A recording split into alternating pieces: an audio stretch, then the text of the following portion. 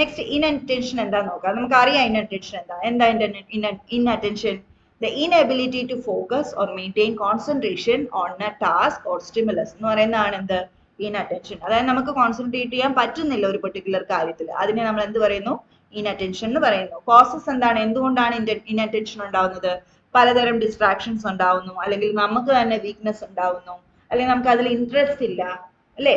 Interest ഇല്ല, അല്ലെങ്കിൽ നമ്മൾ ഒത്തിരി പഠിച്ചു കഴിഞ്ഞാൽ പിന്നെ അങ്ങോട്ട് പഠിച്ചാൽ പറ്റുമോ? ഇല്ല, നമുക്ക് ഇരിക്കാൻ പറ്റത്തില്ല. സോ ഇതൊക്കെയാണ് എന്ത്? Causes of inattention. പിന്നെ കോൺസിക്വൻസസ് എന്താന്ന് നോക്കാം. കോൺസിക്വൻസസ് എന്താ? ഇപ്പൊ നമുക്ക് ഇൻഅറ്റൻഷൻ വന്നു, നമുക്ക് അറ്റൻഡ് ചെയ്യാൻ പറ്റുന്നില്ല എന്ന് വന്നു കഴിഞ്ഞാൽ എന്തൊക്കെ പ്രശ്നങ്ങൾ വരാം?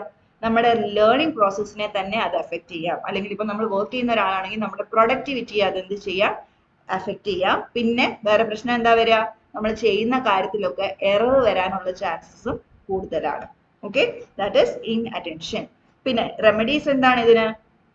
നമുക്ക് കുറച്ചുകൂടെ മൈൻഡ്ഫുൾ ആയിട്ട് നമുക്ക് അപ്രോച്ച് ചെയ്യാം. അതായത് നമ്മൾ അറ്റൻഡ് ചെയ്യണം എന്ന് തന്നെ വിചാരിച്ച് നമ്മൾ അവിടെ പോയിരിക്കുക, അല്ലെങ്കിൽ നമ്മൾ എന്താ പറയുക, റെഗുലർ ആയിട്ട് ബ്രേക്ക് എടുക്കുക. അതായത് 25 മിനിറ്റ് ഒക്കെ ഇരുന്ന് കഴിഞ്ഞാൽ ഒരു 5 മിനിറ്റ്സ് ബ്രേക്ക് എടുത്തിട്ട് പിന്നെയും പോയിരിക്കുക. അങ്ങനെയൊക്കെ ആണെങ്കിൽ എന്തായി? നമ്മളൊന്ന് ഫ്രഷ് ആയി, നമുക്ക് കുറച്ചുകൂടെ അറ്റൻറ്റീവ്നെസ് കിട്ടും. പിന്നെ എന്താണ്? ഡിസ്ട്രാക്ഷൻസ് ഒക്കെ ഇല്ലാതിരിക്കുക. ഡിസ്ട്രാക്ഷൻസ്, ചുറ്റുമുള്ള distractions as much as possible നമ്മൾ റെഡ്യൂസ് ചെയ്ത് വെക്കുക.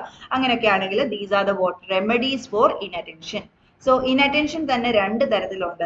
ഒന്ന് ആബ്സല്യൂട്ട് ഇൻഅറ്റൻഷൻ, അതായത് കംപ്ലീറ്റ്ലി നമുക്ക് തീരെ അറ്റൻഡ് ചെയ്യാൻ പറ്റാതെ വരുന്നത് അബ്നോർമൽ സ്റ്റേറ്റ് ഓഫ് മൈൻഡ് ആണ് ഇത് യൂഷ്വലി.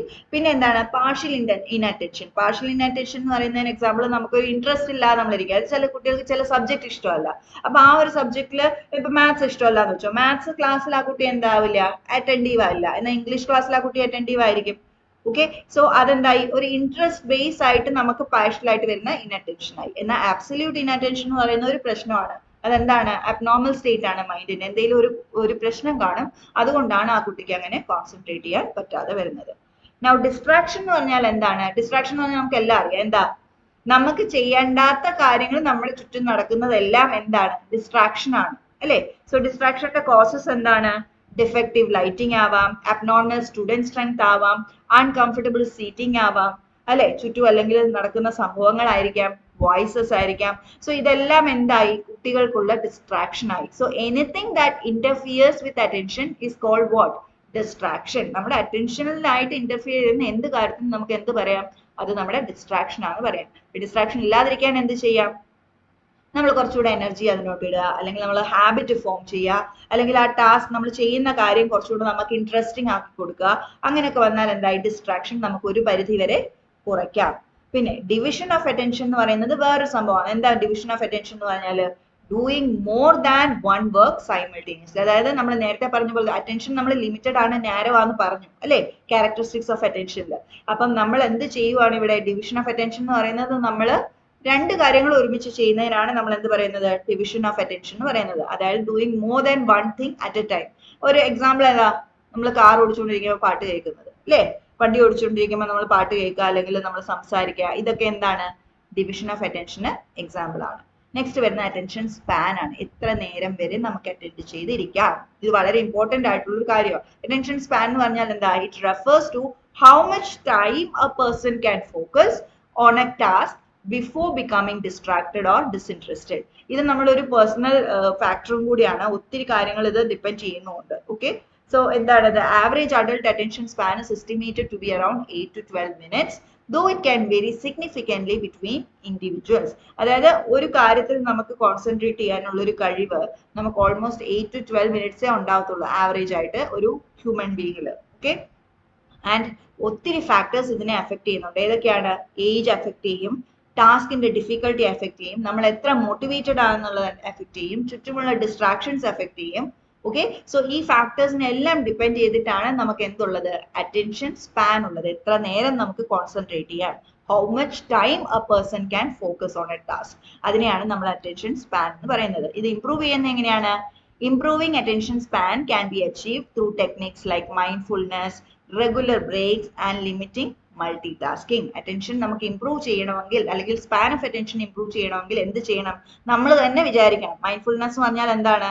നമ്മൾ തന്നെ വിചാരിച്ച് ചെയ്യുന്നതിനാണ് നമ്മൾ മൈൻഡ്ഫുൾ ആയിട്ട് ചെയ്യുന്നു എന്ന് പറയുന്നത്. സോ മൈൻഡ്ഫുൾനെസ് ആണ്. രണ്ടാമത്തത് ഞാൻ നേരത്തെ പറഞ്ഞ പോലെ നമ്മൾ എന്ത് ചെയ്യുക?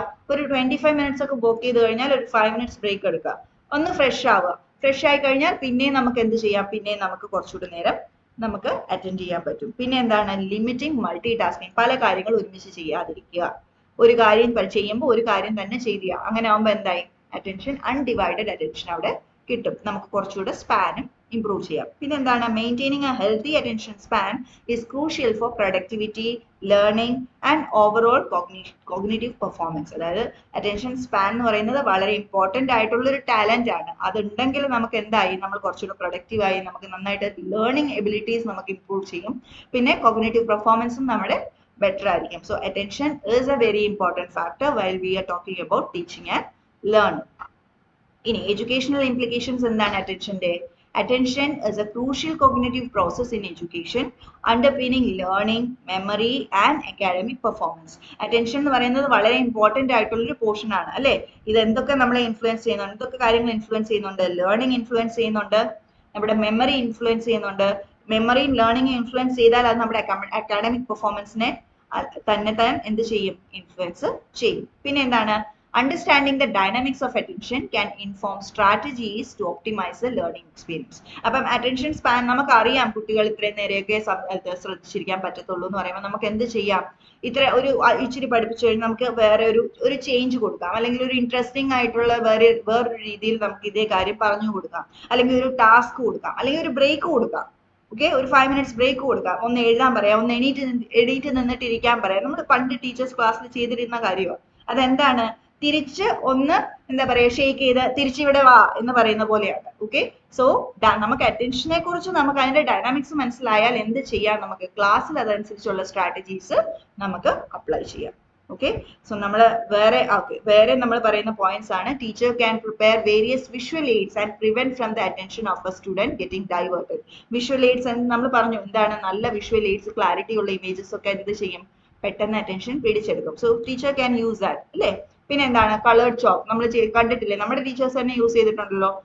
കളേർഡ് ചോക്ക് ഒക്കെ യൂസ് ചെയ്യുമ്പോൾ കുട്ടികൾക്ക് എന്തായി, ഒരു എക്സൈറ്റ്മെന്റ് ആയി, ഒരു ഇൻട്രസ്റ്റ് വന്നു, അങ്ങനെ തന്നെ അതെന്തായി, അറ്റൻഷനിലേക്ക് കൺവേർട്ടഡ് ആയി. പിന്നെ എന്താണ്, ക്ലാസ് റൂമിൽ ഒരു ഫേവറബിൾ അറ്റ്മോസ്ഫിയർ ക്രിയേറ്റ് ചെയ്യുക. ഒത്തിരി സ്ട്രെങ്തും ഒത്തിരി പിള്ളേരും ചൂടും അങ്ങനെയൊക്കെ അല്ലാതെ കുറച്ചൊന്ന് ഫേവറബിൾ ആയിട്ട് ഉള്ള സിറ്റുവേഷൻസ് ക്രിയേറ്റ് ചെയ്താൽ naturally students attention എന്തായി, കൂടും. പിന്നെ എന്താണ്, stimulate the innate instinct of the students.